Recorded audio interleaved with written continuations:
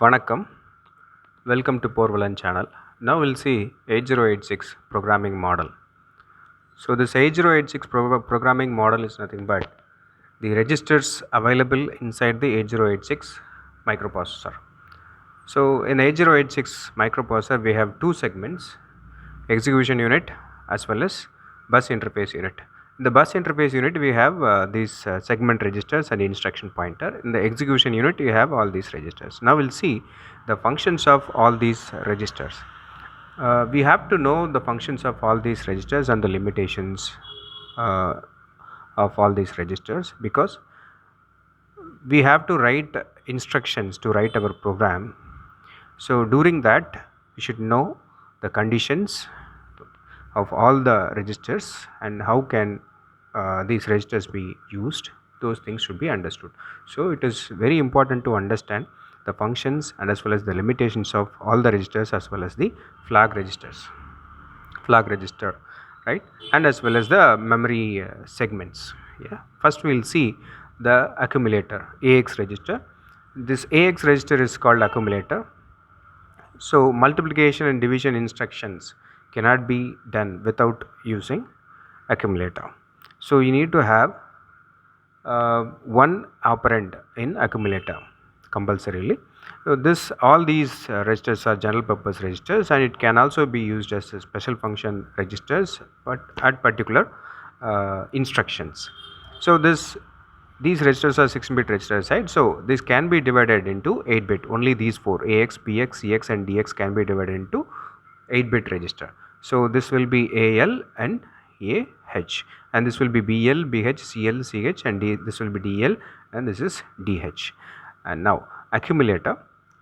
So here BX register is going to be used as a base pointer.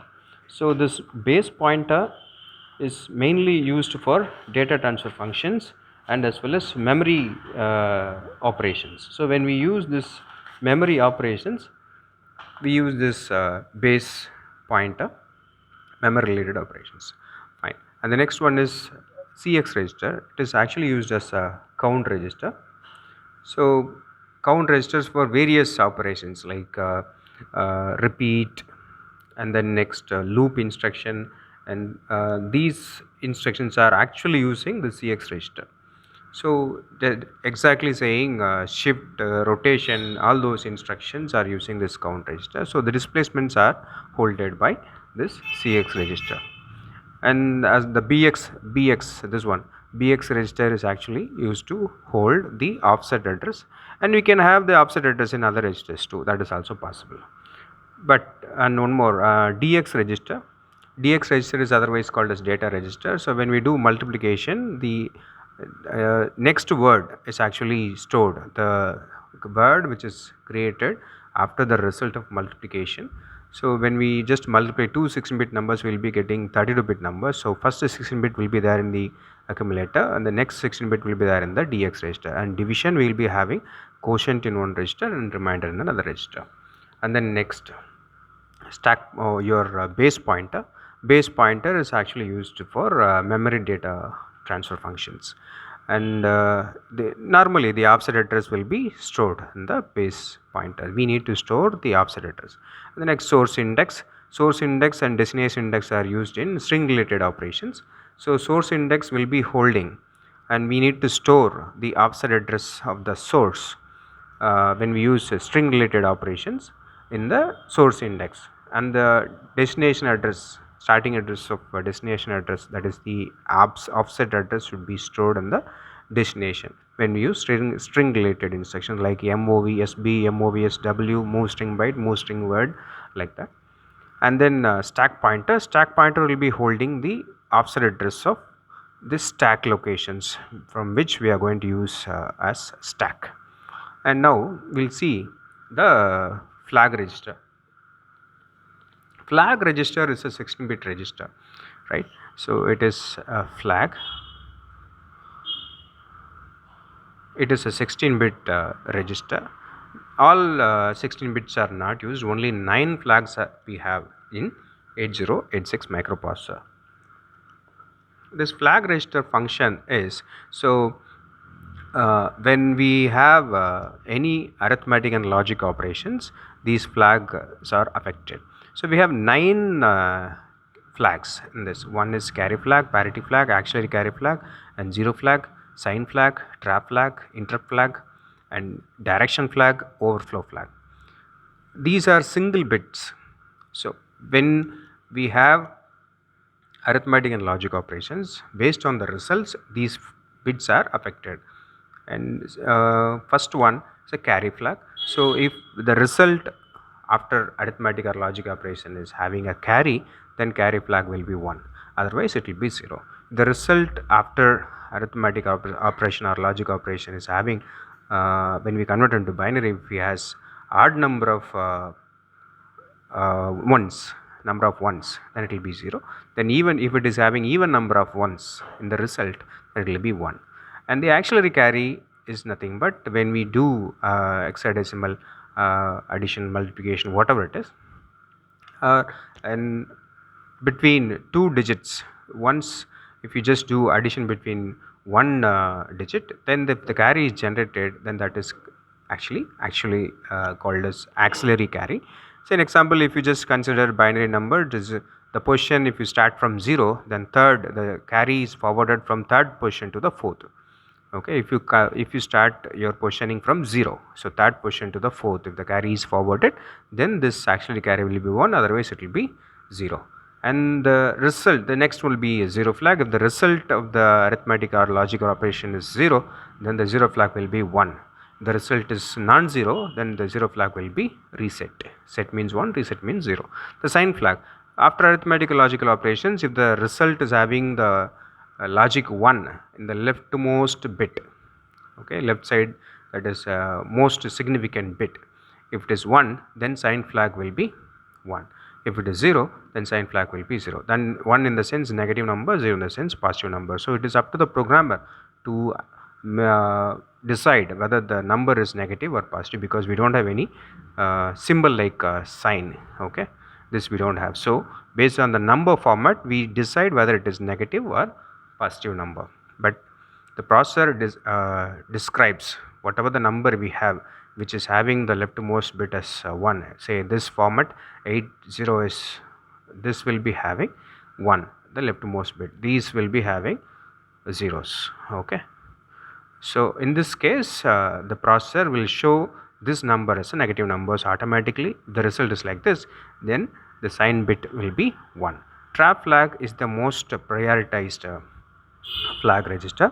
So this is actually used when we have debugging in the DOS prompt. So we're not going to do discuss about the DOS and as well as assembler directives. And here that this is actually controlled by control instructions. Okay, so highest prioritized flag. And the interrupt flag, the INTR pin, okay, the interrupt pin is enabled. Interrupt pin is enabled if this bit is set. If it is 0, then it is disabled. And then direction flag, so this is also mainly used in data transfer functions. So if the direction flag is 0, then direction is in forward direction. If it is in 1, and then it will be reverse direction. Overflow flag, this is overflow O, right? So this is when we have arithmetic and logic operations, if the data is overflown, okay, it is more than the capacity, then this overflow flag will be 1, otherwise this flag will be 0. So that's all about these execution unit registers. And then now we'll see the bus interface unit register, that is, these are memory segment registers. So we have 1 MB memory in 8086 microprocessor, because we have 20-bit address lines. So 2 power 20 will be 1 MB. So it can access 1 megabyte of memory. So that can be subdivided, segmented into 4 different segments in various size. You can just fix the size by just holding or placing the offset. That means the base address, these are not offset, base address, the base address of the address, the memory address, whatever we would like to have. So by deciding the base address in all the registers, we can just resize the segmentation. We can use however we like to use our 1 MB memory in 8086 microprocessor. This memory is, I just represent this as memory. This is placed outside the processor. This memory is not inside the processor, it is outside the processor. So here extra segment, okay, this is for data operations. So it is actually addition of a data register, okay, data segment, sorry. So this is the extra segment is for data process. Now the code segment. Code segment is the memory segment where we are actually going to have our instructions. The opcodes will be stored there. So that can be, that memory location can be decided by just having a starting address in this register, so that we can fix the segment, code segment, stack segment. So the offset of the base address of the stack memory location can be stored in the stack, and data segments for data process, storing the data. And the instruction pointer is the important register in this bus interface unit. This instruction pointer is going to have, will be having the offset address of the next instruction which has to be executed. So this instruction pointer is actually controlled by the control instructions. Okay, the when we have loop instructions, the immediately, so if you have jump instruction like loop instructions or jump instructions, these are called control instructions. So when we have the offset in those instructions, that will be replaced in instruction pointer when those are executed. Right, now the memory locations. This memory location is actually, we have 1 MB total memory. So the starting address of the memory will be having 5 digits. It starts from 5 zeros to up to 5F. 5 zeros to 5F memory location. So it starts from 50, then 401, 402, 403, like that goes up to 409, 408, goes on. But actually we are giving offset address. That offset address values are just 4 digits. Offset address values are just 4 digits. So this address calculation is done. The address calculation is done like this. So first thing, the offset address what we are giving is going to be, let us assume it is y, y, y and y. The base address is going to be x, x, x, x. So the address calculation is done by the microprocessor. So when this is done, so base address is actually shifted 4 times left. So which means 1 digit hexadecimal will be added. So that is x, x, x, 4 times x, and 1 will be 0. And the offset address is added with this. So we will be having now this 0 plus y is y, just a random variable I am choosing. This can be any number from 4 zeros to 4f. This also from 4 zeros to 4f's, right? So x plus y, I just make it as z, and this is z, and now it is x. If you have a carry, then it won't be x, it will be a different one. So this is going to be the 5 digit address. This is the actual address or effective address. It is called EA, effective address, or original address, or actual address, however you want it, you can call like that, right? So this is the address conversion done in this microprocessor 8086. So I hope you have understood the programming model of 8086, and any programmer, he or she would like to write assembly language programming must understand this programming model, because they will be using these in their program, and they will be verifying this flag registers during their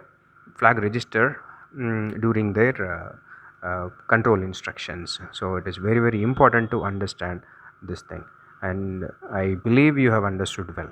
Thank you.